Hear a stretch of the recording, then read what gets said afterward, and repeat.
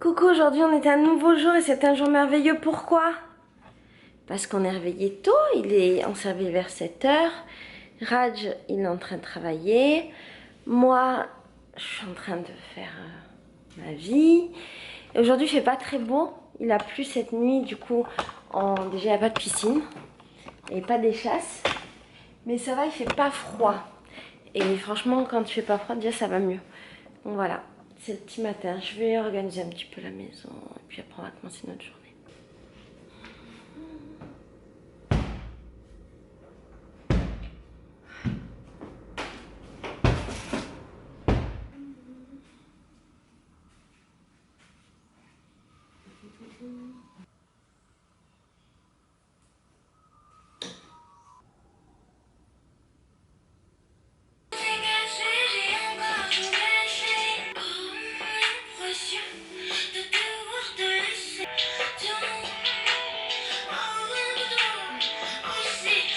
Et t'as vu, hier j'ai fait les cookies avec des flocons d'avoine, mais je crois que c'était pas des vrais flocons d'avoine. Parce qu'en fait dans la maison j'ai ça.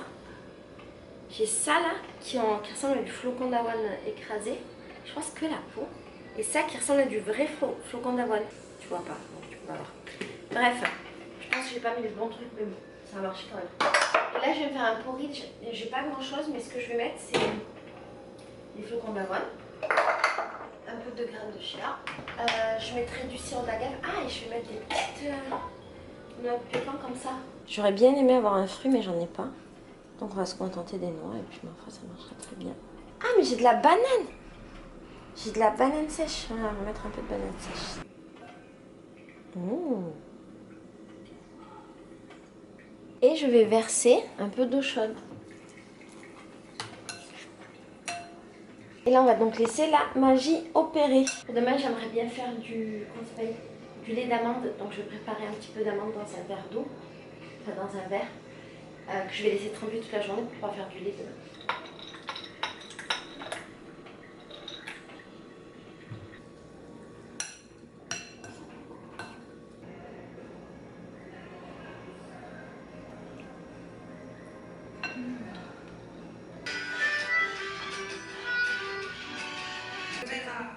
Alors pense de toi, petite sirène, ton sourire, j'emmène avec moi. Et alors là, j'ai mangé un des meilleurs trucs de l'humanité tout entière. Raj, est-ce que tu as déjà fait ça? Une noix de pécan avec une petite goutte de sirop d'agave. Oh mon dieu. Oh les deux. Non, mais goûte les deux en même temps. Ok. Ah, c'est vrai que c'est bon. Ça se mélange bien. Ouais.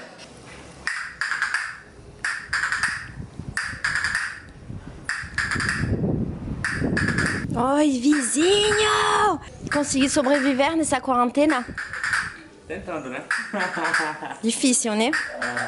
Não, na verdade, eu fiz aula de flamenco um tempo e aí.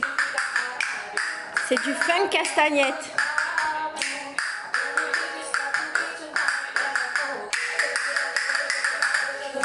Não, papai não sabe não.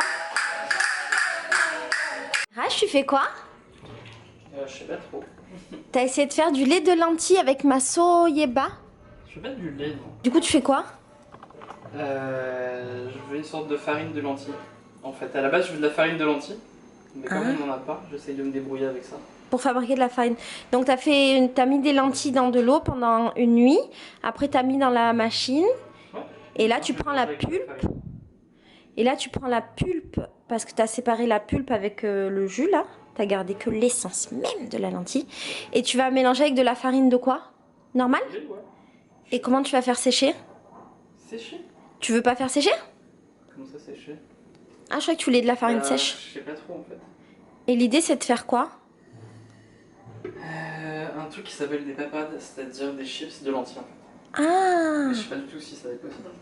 Putain, c'est bien crémeux, c'est ouf! C'est chaud, non? Non mais c'est pas ce que je voulais. Un truc que j'adore chez moi, c'est le rituel des lumières.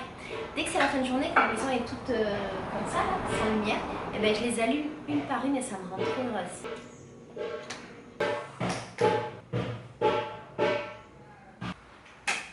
Raj, il est en train de faire des tests. Alors, Il a mélangé de la farine. T'as mélangé quoi? De la farine de manioc? Non, non, c'est juste de la farine de blé, du sorte de lait de lentilles. Quoi. Le lait de lentilles avec de la farine de blé. Ça fait ça, voilà. Et il essaye mais moi je pense qu'il devrait en mettre plus, mais après on... Enfin, pour faire... Essaye de faire, je sais pas moi, une crêpe de ça. Là t'as mis 3 bouts, c'est normal que ça fasse de la merde. Ah ouais? Non, ça fait pas vraiment de la merde. C'est vrai? Ouais, je pensais que je voulais mettre que ça et jeter ça. C'est pas vrai? Ouais, c'est vrai. Ah ouais. Alors toi et moi aujourd'hui on va faire des gnocchis, le truc le plus facile de l'éternité. Normalement faire des gnocchis, il y a 2 versions. On va éteindre la musique et je vais t'expliquer. Il y a une première version des gnocchis qui se fait avec des œufs. C'est la version un peu genre nouvelle. Il y a une deuxième version qui se dit la version à l'ancienne qui se fait sans œufs. Normalement pour la version à l'ancienne il faut un certain type de patates qui sont les vieilles patates. Bon, il s'avère que on est en quarantaine comme tu sais. Donc on a des patates mais qui sont pas des vieilles et on n'a pas d'œufs. Donc on va faire un remix parce que la jeunesse et la vieillesse doivent se mélanger à un moment donné. Et nous allons tenter ensemble de faire des gnocchis. Normalement il faut un peu de beurre et figure-toi que j'en ai pas. Donc on va faire des gnocchis sans beurre, sans œufs et sans vieilles patates. Est-ce que ça va marcher? Bon, normalement il y a un certain nombre de patates à prendre. Tu sais très bien que je m'en bats les steaks et donc je vais prendre des patates au hasard.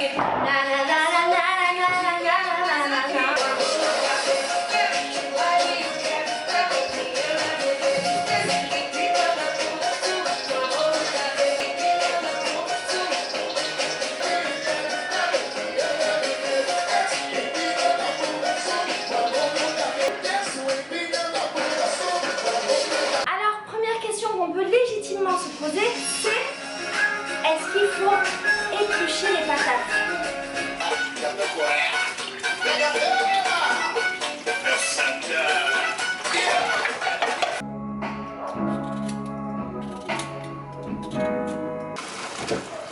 Oh putain, j'aurais dû garder l'eau des patates.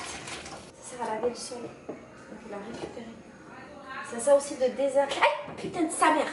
Les patates, elles sont bien écrasables. Alors normalement il faut une machine à purée. Est-ce que j'ai une machine à purée? Rach, t'en penses quoi? Je vais donc utiliser cet outil là que j'ai utilisé il n'y a pas longtemps pour planter un clou, pour écraser la purée. Alors maintenant qu'on est sur une belle purée de pommes de terre, on va juste attendre un peu que ça refroidisse et mettre de la farine. Entre temps on va voir s'il y a dans mon frigo, si j'ai de la crème. Et non, bien évidemment que non, la vie aurait été beaucoup trop facile si j'avais eu de la crème. Mais je découvre que j'ai de la sauce tomate et ça c'est bon à savoir pour les prochains jours. Et du vin et du fromage. Mais est-ce que j'aurais pas du lait de coco? Et non, parce que sinon la vie aurait été vraiment beaucoup trop facile. Qu'est-ce que je pourrais mettre à la place? Du fromage? J'ai besoin d'un petit liant. J'ai l'impression que je passe ma vie à dire que j'ai besoin d'un petit liant. Mais c'est vrai, je crois que j'ai un petit fond de lait de coco. Bon, maintenant qu'on a de la super purée, qu'est-ce qu'il faut faire? Alors il faut mettre de la farine.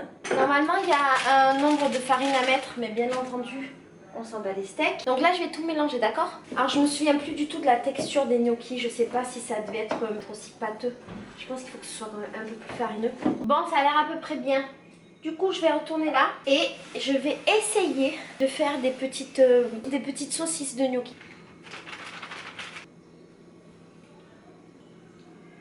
Et ça marche! On va faire des gros gnocchis, on va pas faire des tout petits. Et alors là, normalement, on est censé faire un truc avec la fourchette, mais je sais plus trop bien ce que c'est. Faire genre qu'ils ont une tête de gnocchi. Je pense que c'est pas du tout ce que je suis en train de faire. Attends, je vais regarder sur YouTube. Ok, sur YouTube ils disent qu'il faut prendre, rouler les morceaux et les marquer à la fourchette. Je sens que ça va me casser les bonbons et que dans 2 minutes je vais arrêter de le faire. Moi je trouve que mes gnocchis, ils ressemblent pas du tout à des gnocchis. Mais genre, il n'y a aucune ambiguïté possible. À aucun moment, tu peux dire, ah, ce serait pas des gnocchis? Aucun moment. C'est un gnocchi, on est d'accord. Ça n'a rien à voir avec un gnocchi. Bon, et normalement, je dois faire chauffer ça dans de l'eau. Mais tu sais quoi? J'ai oublié de faire chauffer l'eau. Je viens de regarder la vidéo d'un papy italien qui faisait des gnocchis. Et je te jure sur ma vie, ça ressemblait pas à ce que j'ai fait. Mais la composition, tout, rien ne ressemble. Les petits nouveaux, quand même, ils ressemblent plus. Alors, t'as vers le fond là-bas les anciens. L'eau commence à bouillir. Je vais donc mettre mes gnocchis dans l'eau et attendre de voir ce que ça donne. Si tout va bien, au bout d'un moment, ils vont remonter à la surface. Ça remonte! C'est en train de remonter. Et je viens de me rendre compte un truc. Si ma fourchette, je la mets dans de l'eau chaude et que je dessine les trucs de fourchette, et ben ça marche mieux. Ça fait des vrais designs. Alors qu'avant, en fait, ma fourchette elle avait du mal à s'enfoncer dans les gnocchis. Donc, fourchette mouillée chaude, c'est mieux. Là, ce que je suis en train de faire, c'est que je fais j'ai des champignons secs que je suis en train de remettre à l'eau, de réhumidifier. Et en fait, je vais faire une sauce champignon, je pense à la sauce tomate. Champignon sauce tomate.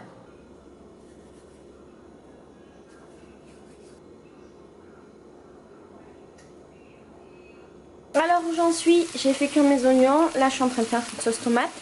J'ai fait vraiment beaucoup de gnocchis, il y en a là. Je les ai tous séparés, mais j'avais très peur qu'ils se collent.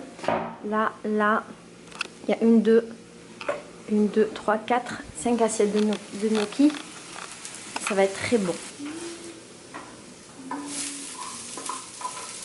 Alors pour que ma sauce tomate elle soit meilleure, j'ai gardé l'eau des champignons. Au niveau des épices, je vais mettre au hasard. Je vais mettre du paprika, ça fait toujours plaisir. Je vais mettre ça, je sais pas trop ce que c'est, ça pique mais ça fait plaisir aussi. Ça ressemble à des herbes de Provence mais ça n'en est pas. Comme j'ai fait beaucoup de gnocchis, ce que je vais faire, c'est que les autres, je vais les mettre dans une boîte et je vais les mettre dans le congèle. Parce qu'en fait, les gnocchis se conservent très très bien. Et ça veut dire que quand on n'aura pas envie de cuisiner, on pourra les sortir, les faire décongeler et pas les cuisiner.